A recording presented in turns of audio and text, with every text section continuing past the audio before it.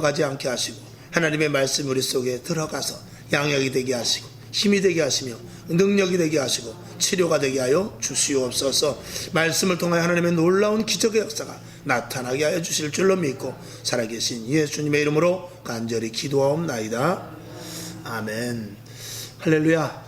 감사합니다.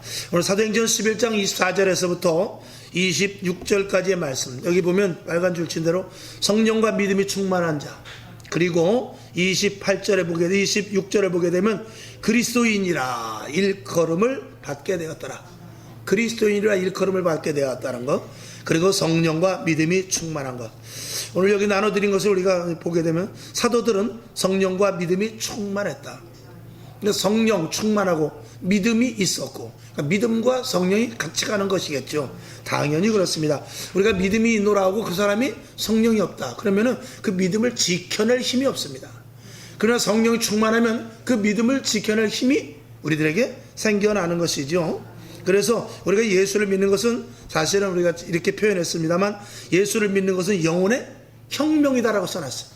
이 혁명이라는 것은 모든 것들이 완전히 바뀌어져 버리는 것이죠. 그러니까 우리 인생이 바뀌어지고 계획이 달라지며 우리의 생애, 내가 가졌던 모든 이 근본적인 근거까지도 바뀌어지는 것이 예수를 믿음으로 말미암음입니다. 왜 예수를 믿은 사람이 그렇게 좋은 직장을 버려두고 아프리카로 선교를 하러 갈까? 왜 예수를 믿는 사람은 지금 그렇게 앞에 돈 벌 기회가 있는데 그걸 마다하고 정직한 길로 들어가서 조그만 일에 그냥 오히려 매진을 할까? 왜 주일날 우리가 더 나아가서 돈을 벌 수 있지만 왜 주일학교 반사를 할까? 근데 이런 것들은 이 영혼의 혁명으로부터 시작됐다라고 이렇게 표현을 할 수가 있습니다. 그러니까 완전히 우리가 달라진 모습으로 될 수 있는 것이죠. 그래서 예수를 믿는 것은 우리의 영혼의 완전한 바꿈, 영혼의 새로운 어떤 탈바꿈이 되는 것인데 혁명이라고 제가 이렇게 써놔봤습니다. 그래서 이 영혼의 온전한 혁명이 있어야 이것이 그리스도인으로서 오늘 이 뒤에 있는 대로 그리스도인이라 일컬음을 받았다는 것은 예수에 미쳤다 그 소리죠. 예수쟁이다, 이런 소리를 온전히 듣는 것이죠. 그 사람 그분 하면 그 사람 교회 다니는 사람이지, 진짜 예수에 미친 사람이더라, 그 사람이 예수밖에 모르더라, 이렇게 각인이 되었다라는 것입니다. 우리가 그렇게 예수를 믿지 않으니까 지금 이렇게 어려운 힘든 속에서 우리가 위기를 당할 때 교회를 떠나고 예배를 멈추고 그리고 교회가 문을 닫는 일들이 생겨나는 것이죠. 예수에 미쳐, 예수에 완전히 빠져서 예수가 온전히 나에게 완전한 주가 된다는 것에 대해서 확실하게 정말 예수 안으로 들어가 있다면 우리는 환경과 조건에 관계없이 그리스도인으로서 올곧게 살아가게 될 것입니다. 이제 거기까지 이를 것을 늘 주님은 우리들에게 말씀하시며, 이제 뒤에 가면 성령에 대해서 결론을 나오겠습니다만 그 일은 성령님이 하십니다. 그러니까 성령님이 아니면 그 일을 우리가 할 수 없다. 내가 의지로 할 수 있어요. 그러나 한계에 부딪힙니다. 내가 계획으로 할 수 있고 내 생각 속에서 얼마든지 할 수 있습니다. 그러나 그것이 얼마 가지 않아서 내 앞에 이 장애물이 나타날 때는 멈춰질 수 있다는 것이죠. 그러나 장애물을 파쇄하고 장애물을 넘어갈 수 있는 힘은 성령님께서 도우심입니다. 이것까지 우리가 이제 갈 것을 말하죠. 그래서 첫 번째, 감동이 있어야 된다. 이 감동이 있어야 된다는 것은 우리 마음속에 늘 기쁨과 감사와, 그리고 내 속에서부터 예전에 몰랐던 것들이 내 속에서부터 나와야 됨을 말하고 있죠. 그래서 고린도후서 5장 17절에 있는 것 같이 우리는 이제 새로운 피조물이다. 새로운 피조물은 새로운 피조물로서의 가치를 갖는 그 어떤 것이 있어야 되거든요. 그것이 남들이 볼 때 왜 그렇게 웃음이 많아졌어? 아니 뭐가 그렇게 좋아서 싱글벙글 웃어? 왜 그렇게 요즘 모두 얼굴이 좀 폈네? 뭐 등등 이렇게 우리들을 통해서 예수를 믿었기 때문에 달라진 모습이 있어야 된다는 것이죠. 그런 것들이 우리 속에서 감동으로 있어야 되는 것입니다. 그러니까 우리가 날마다 내 속에서부터 진단을 해봐야 되죠. 정말 내가 예수 믿고 예수로 말미암아서 예수를 믿었기 때문에 내가 기쁩니까? 라고 내 자신이 물어봐야 돼요. 내가 예수 믿음으로 말미암아 정말 기쁨이 있는가? 내가 예수를 믿었기 때문에 이런 일들을 이길 수 있는 힘이 공급되는가? 내가 예수를 믿었기 때문에 내 마음에 참 흘러넘치는 어떤 이 감동이 있는가? 이런 것들을 날마다 내 자신에 대고 이제 물어볼 수 있어야 되죠. 그러면서 내가 신앙생활하는 것이 내가 예수를 믿는 그 존재 그 자체에 대해서 기쁨과 감사와 은혜와 흘러넘침이 있느냐, 아니면은 내 목표에 이르기까지 하나님께서 도와주셔야만 내가 기쁨이 있는가, 이걸 잘 구분해야 됩니다. 그러니까 예수 믿는 자체 속에서부터 기쁨이 흘러나와야 되는데, 내가 원하는 대로 됐을 때 기뻐하고 원하는 대로 되지 않았을 때는 큰 기쁨이 없다면, 이거는 예수를 믿는 데 있어서 어떤 미스가 생기는 것이죠. 그러니까 예수 자체가 우리의 기쁨이 되어야 되는데, 왜 그러냐? 예수를 믿는 것은 우리가 새로운 피조물로 바뀌어지기 때문에 예수 믿는 자체로서 우리에게 기쁨이 있어야 된다라는 것이죠. 그러니까 예수를 안 믿었으면 나타날 수 없는 것들이 나타날 수 있어야 돼요. 그럼 이제 저와 여러분이 보면서 그걸 이제 진단을 해봐야죠. 내가 예수를 안 믿었으면 지금 내가 어떻게 살까? 내가 지금 신앙인이 아니라면 나는 어떤 모습, 어느 자리, 어디 있을까? 이런 것들을 우리가 생각해 봤을 때, 생각만 해도 끔찍하다, 이런 생각을 한다면 우리는 그래도 나름대로 어느 변화의 자리에 있다라고 생각할 수 있죠. 근데 이제 그럼에도 불구하고 거기서 더 하나님의 섭리와 그리고 하나님의 은혜와 하나님의 능력과 하나님의 계획은 우리가 상상할 수 없는 데까지 있기 때문에 점점 더 깊은 하나님의 은혜의 단계 속에, 하나님의 오묘하심 속으로 우리가 들어갈 수 있어야 되는 것이 우리 신앙인으로서 계속 가야 될 일일 줄로 믿습니다. 그래서 초대교회는 언제든지 계속 모였어요.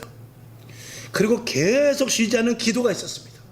그리고 초대교회는 만날 때마다 계속 나눔이 있었습니다. 그리고 초대교회는 모일 때마다 기적이 항상 나타났죠. 그러니까 완전히 세상에서는 맛보지 못한 색다른 것이 그 초대교회에 있었다는 것입니다. 그러니까 우리 교회 안에 들어와서 저와 여러분이 그 예수를 믿음으로 말미암아 어떤 색다른 것이 분명히 있어야 되는 것이죠. 그것이 없고 밋밋하다면 하나의 그냥 종교인밖에 되지 않고, 교회도 하나의 어떤 그냥 이런 다른 종교나 같이 그냥 선을 추구하고 도덕이나 윤리를 추구하는 이런 것에서 국한될 수밖에 없는 것이죠. 완전한 변화, 실질적인 내 속에서부터 역사하시는 주님으로 말미암은 완전한 변화는 맛볼 수가 없게 되는 것이죠. 그래서 예수님께서 우리에게 주시는 샘물, 영원히 목마르지 않은 그 샘물을 저와 여러분들이 먹을 수 있어야 될 줄로 믿습니다. 그 다음에 두 번째, 예수 믿는 증거가 나타나야 되죠.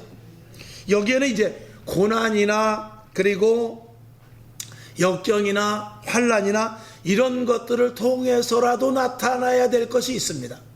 그러니까 예수 믿는 증거가 나타나는 데 있어서 그 증거가 누구에게든지 예수 믿는 증거가 나타나는데, 그 증거가 나타나는 데 있어서 어떨 때는 고난이 필수적으로 올 수도 있어요.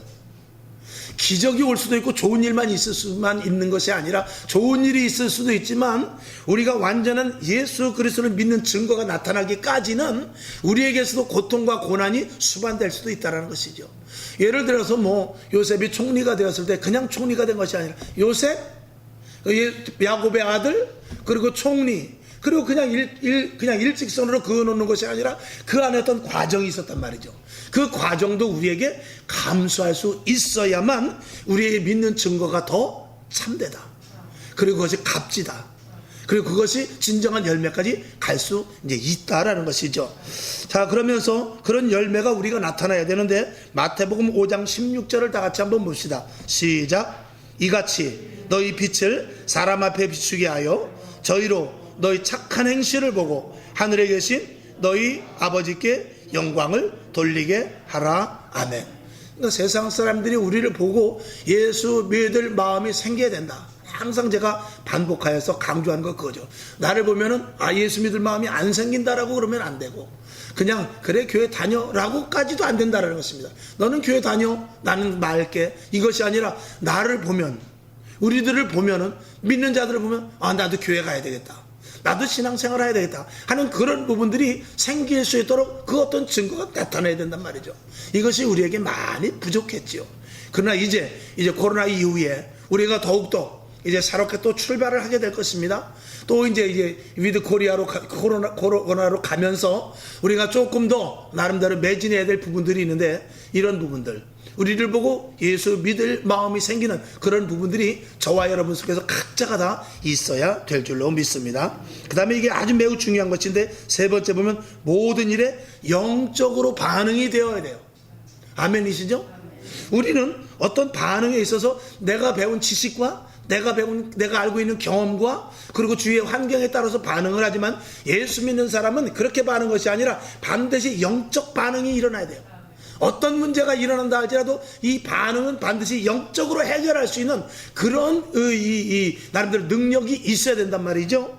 그래서 우리는 이 표면이 아니고 이면을 볼 수 있어야 되고, 어떤 일이 일어나는 일들에 대해서 그 현상이 아니라 현상 밑에서부터 근거가 무엇인가를 우리가 분명히 알 수 있어야 되죠.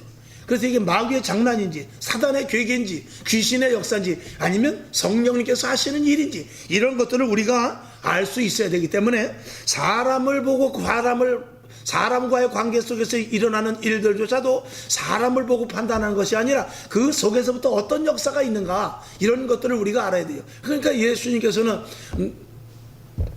왼뺨을 때리면 다른 뺨까지 돌려대라. 오른뺨이에요, 왼뺨이에요?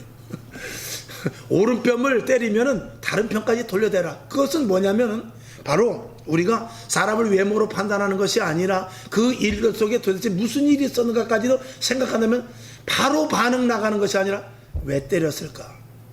내가 혹시 나도 모르는 가운데 맞을 일을 했을까? 이런 것까지도 생각해 볼 수 있고, 또 한편으로는 정말 내가 맞을 일을 했다 할지라도 그것조차도 감수하여 예수 믿는 사람이 어떻게 반응을 해야 될 것까지도 이제 생각하는 것이죠. 그러니까 이런 것들은 영적으로 충분히 계속해서 훈련이 된 사람이 할 수 있는 것이죠. 그래서 어떤 일들이 일어났을 때 그 사건을 육적인 생각으로 하는 것이 아니라 반드시 하나님의 의도가 깔려 있고, 그리고 마귀가 장난을 친다 할지라도 그 방법은 하나님께서 해결해 주실 것이다 라는 이런 것으로 근접해 들어가야만 문제가 해결할 수 있고, 그래서 우리는 어떤 일이 일어났을 때 모든 문제를 영적으로 해결하고 영적으로 반응할 수 있는 우리가 되어야 된다라는 것, 이건 우리에게 굉장히 중요한 것이죠. 그 영적인 반응이 있어야 된다는 것, 즉 바로 하나님의 의도를 우리가 알아야 된다, 그 말씀인 것이죠. 여러분에게 영적인 반응이 예민할 수 있길 바랍니다. 불쑥 내 생각과 계획으로 말미암아 문제를 해결하는 것이 아니라 어떤 일이 일어났을 때 깊이 생각하면서 하나님의 의도가 무엇인가, 마귀가 어디까지 나를 붙잡고 있는 것인가, 이런 것들에 대해서 잘 알 수 있기를 다시 한번 주님의 이름으로 축원합니다. 그 다음에 26절 뒤에 보면은 그리스도인이라는 칭호를 듣습니다. 이 그리스도인이라는 칭호를 듣는 것은 서두에 말씀을 드린 대로 예수쟁이란 뜻이죠. 예수에 미쳤구나 저 사람들, 저거 완전히, 쟤네들은 하여간 무슨 말만 하면 예수야, 무슨 말만 하면 십자가야, 무슨 말만 하면 부활이야, 무슨 말만 하면 다시 오실 예수님이야. 그래서 오직 예수 그리스도, 예수에 미친 자들, 그리스도는 아주 예수에 미친 자들이야 라는 이런 말을 들었다라는 것입니다. 저와 여러분, 우리의 캐릭터가 누구든지 나를 생각할 때, 교회 다니는 사람, 예수쟁이, 예수에 미친 자, 이렇게 우리가 각인될 수 있을 정도로 가야 된단 말이죠. 그래서 우리를 사람들이 떠올렸을 때 우리의 이미지에 제일 먼저 나타나는 것이지, 고강욱 하면은 예수 믿는 사람, 목사, 예수에 미친 사람, 이런 식으로 딱 이게 각인이 되어서 그들 머릿속에 들어갈 수 있어야 될 것을 이야기하고 있는 것이죠. 근데 그렇게 되기 위해서 첫 번째로 보면 예수에 대해서 우리가 더 분명히 알아야 되죠. 예수님이 어떤 분인가를 알아야 되죠. 하나님의 아들이시라는 것과 구원자라는 것과 능력이 있으신 분이며, 그리고 예수 그리스도께서 다시 오실 등등 이런 것들에 대해서 우리가 예수 그리스도를 성경 속에서 분명히 우리가 알아야 된단 말입니다. 그러니까 그렇게 예수를 깊이 알기 위해서는 우리가 성경을 많이 보아야 되고요. 그리고 예수 그리스도로 말미암은 체험이 우리들에게 있어야 되는 것이죠.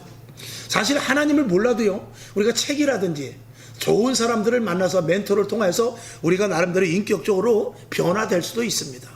그런데 우리는 완전히 영적인 내면의 변화를 말하고 있어요. 영적으로 신분이 바뀌는 것을 말하고 있어요. 그래서 세상 사람이 아니라 하나님의 시민권을 가진 사람으로서 완전히 바뀜을 말하고 있습니다. 그리고 그 속에서부터 바뀌어야만 이 겉으로 나오는 데 있어서 진정한 것이 나올 수 있는 것이죠. 사랑하는 자요, 내 영혼이 잘된 것 같이 범사가 잘되고 강건해질 것이다 라는 말씀과 마찬가지로 우리 영혼 속에서 진정으로 거룩이 가득 차고, 우리의 영혼이 성령의 인도하심으로 가득 차고, 우리의 영혼 속에서 하나님의 말씀으로 가득 차고, 우리 속에서부터 예수가 어떤 분인 것에 대해서 내 영혼으로 계속 충만해야 된다면 우리의 생각과 말과 행동과 이런 것들은 다른 부분으로, 즉 다시 말해서 그 속에 있는 것으로 나올 수 있다는 것이죠. 세상 사람들의 말하는 것과 다른 부분으로 나올 수가 있다는 것이죠. 이제 여기까지 우리가 가야만, 예수에 대해서 분명히 알아야만 우리가 여기까지 갈 수 있다는 것을 말하는 것이죠. 그러니까 이런 것이 없이 우리가 신앙생활을 하면 예수를 믿을수록 힘들다. 제가 항상 말씀을 드린 대로 직분을 받으면 직분을 받은 대로 힘들고, 예수를 오래 다니면 할 일이 많아지니까 힘들고, 수요일도 와야 되고 새벽 예배도 와야 되고 헌금도 많이 해야 되고 헌신도 해야 되고, 이런 것들이 점점 더 많이 힘들어진단 말이죠. 그러니까 이런 것들에 대해서 사실 우리가 감사하다면, 저도 그래요. 이제 성도들을 보면서 정말 내가 진정한 목자인가, 내가 목회자로서 정말 내가 얼마나 많은 관심을 가지고 내가 성도들을 돌아보았는가, 이제 이런 것들을 생각해 볼 때마다 참 부족한 부분이 많습니다. 그러면서 이제 한편으로는 이제 그런 생각도 합니다. 어떨 때는 좀 저도 이제 힘들고, 어떨 때는 이제 그런 생각이 날 때도 있어요. 나는 그래도 우리 사모하고 우리 원로 목사님도 그렇고 우리 기도하는 사람들 다 마찬가지지만, 매일 내가 아침 저녁으로 기도하는데 자녀들을 위해서 기도하고, 직장을 위해서 기도하고, 또 사업장을 위해서 기도하고, 그리고 형통하기 위해서 계속 믿지 않는 식구들이 있으면 그들을 위해서 기도하는데, 주일날 예배 끝나고 저건 마스크 10장 못 들고 나가서 그거 전도 못하나? 그런 생각을 할 때는 조금 한편으로 속상하기도 해요. 나는 맨날 기도하는데, 물론 주의종이 그거 하는 것입니다. 사람인지라 어떨 때 그런 생각 듭니다. 나는 매일 저들을 위해서 기도하는데, 그 마스크 10장 못 갖고 나가나? 그런 생각을 이제 해볼 때가 있단 말이죠. 나는 뭐야 이거. 투정 아닌 투정, 하나님께 그러는 것이죠. 하나님, 좀 우리 좀 전도 좀 많이 하고 좀 성도들이 더 많이 움직였으면 좋지 않겠습니까? 너나 잘하세요. 하나님은 저한테 이제 그렇게 말씀하시지만, 이를테면 이제 그런 것들이 이 사람의 생각 속에서도 나올 수 있지만, 실질적으로 예수를 믿고 하나님의 은혜를 안다면 그런 것들이 눈에 보이고, 그런 것들을 생각하기 전에 날마다 내 자신을 보게 되죠. 나의 부족한 거, 나의 연약한 거, 나의 부족한 그런, 정말 내가 하나님을 아버지라 부를 수도 없음에도 불구하고 내가 하나님을 아버지라 부르는 것, 그것 자체가 너무나 감사해서, 세상이 어떻게 돌아가고 교인이 어떻고 교회가 어떻게 되든지 간에 내 자신이 하나님과의 관계 속에 섰을 때 그것 자체로 그냥 기쁘고, 하나님 너무나 은혜가 많습니다, 하나님 감사합니다, 하나님 나 같은 것을 어쩌자고 이렇게 부르셨습니까 하는, 거기에 대해서 감사할 수밖에 없지요. 그러니까 이제 그 은혜의 차이에 대해서 어떨 때 은혜가 좀 있을 때는 그런 생각이 들고, 은혜가 조금 떨어질 때는 사람의 생각이 들 수도 있는 것이 이제 이게 사람인 것인데, 우리가 날마다 예수에 대해서 더 깊이 알아야 되고, 예수님이 어떤 분이며, 나는 예수님과의 관계가 무엇이며, 하나님이 나를 얼마만큼 사랑했으며, 십자가에 왜 돌아가셨으며, 왜 성령을 선물로 주셨으며, 왜 나에게 하늘나라의 시민권을 갖게 하셨으며, 그리고 신령한 은사를 날마다 왜 주며, 말씀이 왜 내 앞에 있으며 말씀을 왜 읽으라고 하는가, 이런 것들에 대해서 날마다 내 자신을 돌아보면서 거기에 함몰돼, 거기에 들어가야만, 그래야 다른 생각을 하지 않더라, 이런 것이죠. 여러분, 하나님을 알되 지식으로만 알지 말고 우리는 하나님과의 나와의 인격적으로, 그리고 체험적으로 경험을 우리가 가져야 됩니다. 그래서 하나님이 어떤 분이라는 것을 강하게 느껴져서, 그리고 이 속에서부터 뜨거운 심정을 가질 수 있어야 되는 것이죠. 그래서 두 번째 본, 왜 예수님이 죽으셨는지에 대해서 우리는 분명히 알아야 되죠. 우리는 압니다. 예수 그리스도께서 나를 위해 십자가에 돌아가셨고, 이것을 우리가 알죠. 그런데 우리가 글자적으로만 알 것이 아니라 실질적으로 그 예수 그리스도의 십자가의 보혈의 피가 머리부터 발끝까지 나에게 적셔지는 그런, 정말 나에게 그런 감동과 그런 은혜가 있어야 된단 말이죠. 그리고 내 마음이 막 그 예수 그리스도의 피만 생각할 때 내 가슴이 막 뜨거워져야 된단 말이죠. 이 심령이 벌렁벌렁 해야 된단 말이죠. 그리고 막 가슴을 치면서 어쩔 줄을 모르는 예수의 피만 생각하면 그 고난과 고통과 나를 위하여 그런 일들이 일어났다는 것에 대해서 이 마음속에서부터 그런 말만 들으면, 마치 어떤 충격적인 사건을 들으면 내 속에서부터 속이 가슴이 벌렁벌렁 하듯이, 예수 그리스도의 십자가의 사건만 생각하면 내 속에서부터 가슴이 뛰고 눈물이 나며, 그리고 심장이 정말 멎는 듯한, 또 때로는 심장이 막 뛰어서 이 속에서부터 어떻게 해야 될지 모르는 그런 듯한 그런 것들이 우리에게 있어야 되겠다는 것이죠.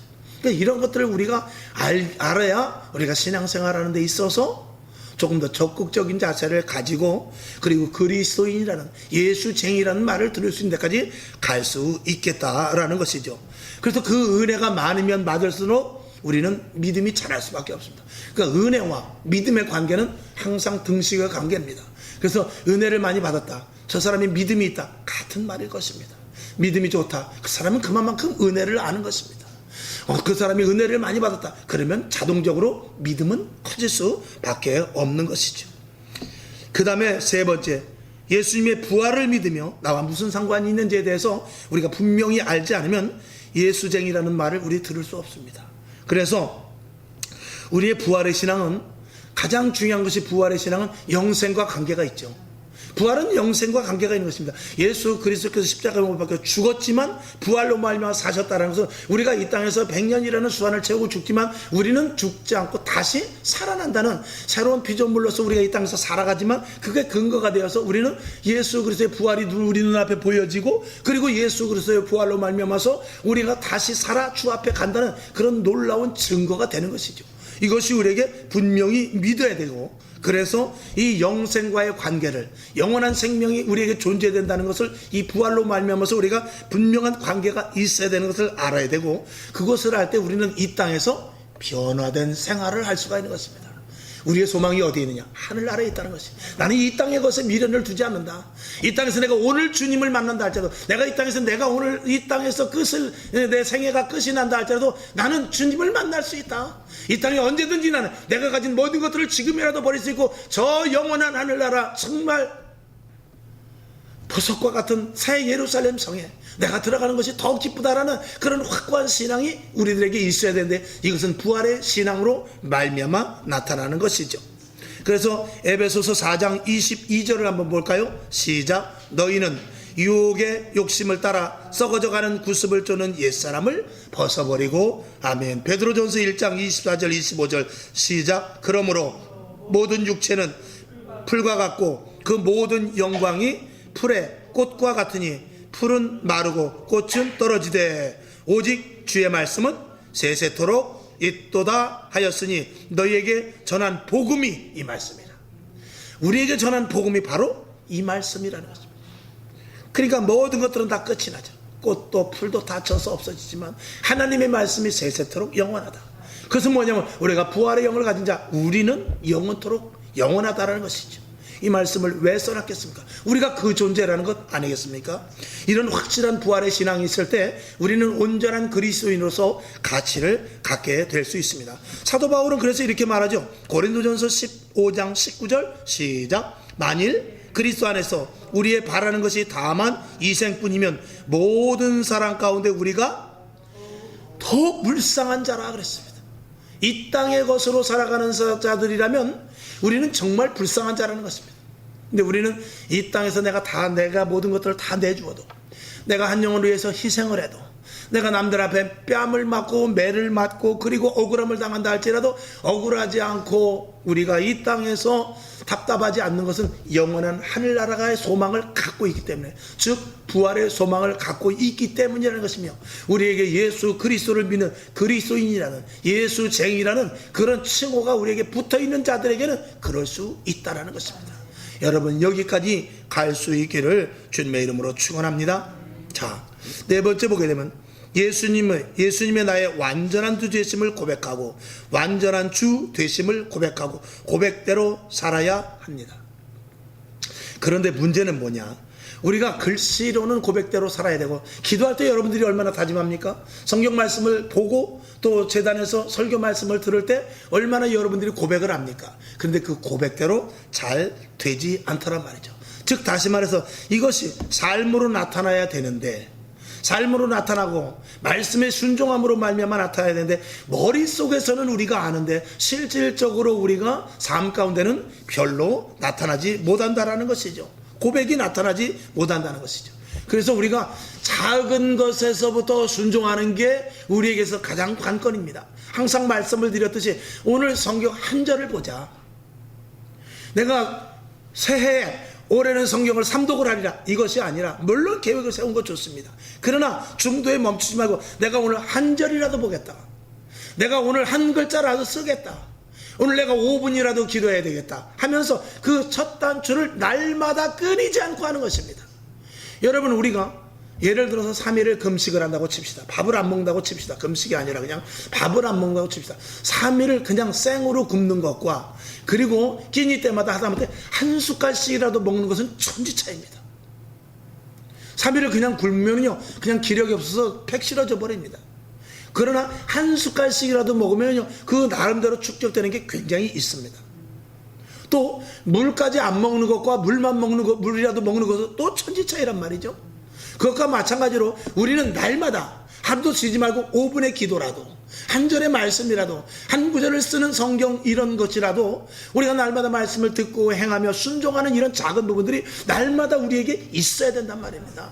그런데 우리가 말씀을 듣고 말씀이 참 좋다, 말씀이 참 은혜된다, 말씀이 잘 쪼개진다, 쪼개지니까 정말 은혜가 되네, 여기서 그쳐서는 안 된다는 것입니다. 말씀을 듣고 행함이 없는, 야고보서의 말씀같이 행함이 없는 믿음은 죽은 믿음이라는 것 같이 반드시 행하여서 많은 증거를 우리가 나타내야 될 줄로 믿습니다. 그런데 말씀을 알기는 많이 아는데 그대로 행하지 않는 이들을 예수님께서는 이 바리새인들에게 직접적으로 이렇게 아주 질타를 한 장면이 나옵니다. 그래서 성경을 한번 봐야 되겠죠. 마태복음 28장 2절부터 4절까지를 봅니다. 시작. 서기관들과 바리새인들이 모세의 자리에 앉았으니, 기가 막히죠. 그들이 모세의 자리에 앉았대, 율법 위에 앉았다 그 말이죠. 3절 시작. 그러므로 무엇이든지 저희의 말하는 바는 행하고 지키되 저희의 하는 행위는 본받지 말라. 저희는 말만 하고 행치 않는다는 것입니다. 또 무거운 짐을 묶어 사람의 어깨에 쥐우기는 하는데 자기는 어때요? 자기는 이것을 한 손가락으로도 움직이지 않는다. 그러니까 말로는 기가 막히게 아는 것이죠. 근데 행동으로 나타나는 부분은 너무나 없다라는 것을 말하죠. 자, 마태복음 22장 18절 시작. 화 있을진저 외식하는 서기관들과 바리새인들이여, 너희는 천국문을 사람들 앞에서 닫고 너희도 들어가지 않고 들어가려 하는 자도 들어가지 못하게 한다는 것입니다. 이게 얼마나 기가 막힌 말입니까? 하나님의 말씀을 왜곡되게 하고 하나님의 말씀을 복음이 아니라 율법적으로 잘못 해석을 해가지고 이들은 결국은 천국을 가야 되는데 복음을 받아들이지 못함으로 말미암아서, 즉 여기에서 직접적으로 말하면서 왜 나, 메시아 예수가 왔는데, 메시아인 내가 왔는데 왜 나를 모르느냐, 내가 복음인데, 내가 생명인데, 내가 떡인데, 나를 믿어야 사는데, 나를 믿어야 천국을 가는데 왜 나를 배제시키느냐, 이제 그 말이죠. 그러면서 배제시킴으로 말미암아서 지들도 천국을 못 가고 남들도 천국까지 못하게 막고 있다라고 예수님께서 이렇게 말씀을 하고 있는 것이죠. 또 계속해서 질타의 말씀을 하십니다. 마태복음 23장 27절 28절 시작. 화 있을진저 외식하는 서기관들과 바리새인들이여, 회칠한 무덤 같으니 겉으로는 아름답게 보이나 그 안에는 죽은 사람의 뼈와 모든 더러운 것이 가득하도다. 28절. 이와 같이 너희도 겉으로는 사람에게 옳게 보이되 안으로는 외식과 불법이 가득하다. 겉으로는 참 인격적이고 겉으로는 참 논리적이며 겉으로는 경우가 밝은 것 같은데 속은 그게 아니는 이 바리새인들에 대하여서 질타를 하고 있는 것입니다. 특별히 지금 이 시대의 성직자들이 그럴 수 있습니다. 이게 아주 이율배반적인 일 아니겠습니까? 설교할 때와 실생활의 다른 부분, 저도 이 말씀을 읽을 때마다 저 심장에다 대고 하는 것 같아서 굉장히 참 안타깝습니다. 그래서 말씀과 즉 언행이 일치되어야 되는 이런 부분에 대해서 이 목회자들이 항상 참 어려운 부분입니다. 그러나 그럼에도 불구하고 해야 됩니다. 아멘이시죠?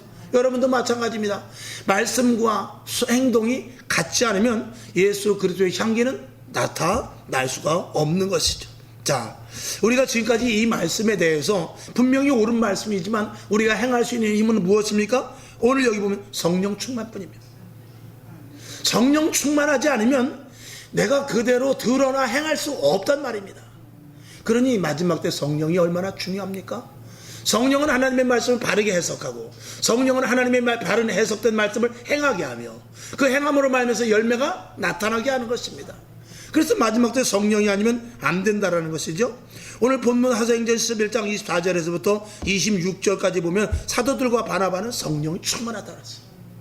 그러니까 성령 충만하지 않으면 하나님의 일을 도무지 할 수가 없다라는 것이죠.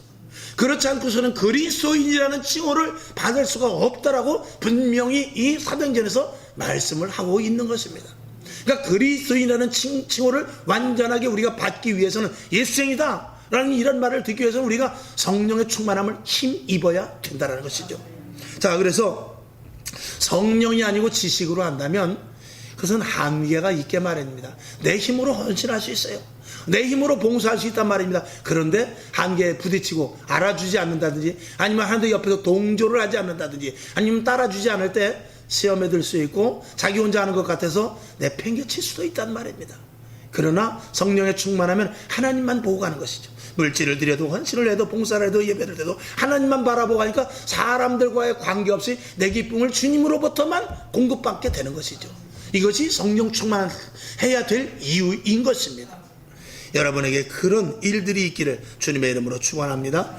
그래서 우리가 자칫하면은 지금 이 시대는 지식으로 팽배해가지고 자꾸 보면은 목사님들도 그래서 자꾸 말씀으로 해서 공부식으로 자꾸 하려고 그래요. 여러분, 이 공부로 가르치는 건 머릿속이 아무리 커봐야 이것이 가슴까지 내려가지 않으면 아무런 소용이 없습니다. 하나님의 말씀을 제가 늘 말씀드리지 않습니까? 이만희가 성경을 천독을 했다는 거 아니에요.